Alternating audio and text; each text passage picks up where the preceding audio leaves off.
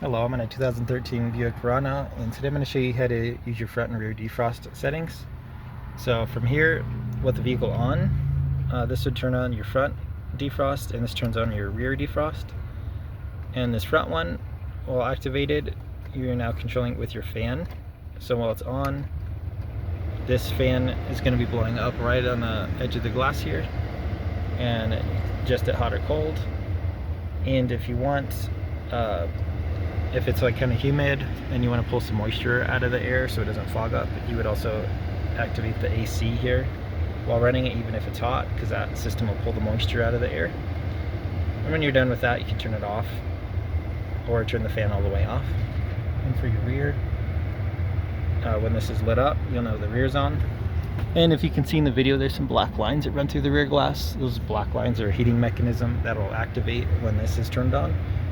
Which, say there's ice built up, those black lines will help melt the ice off.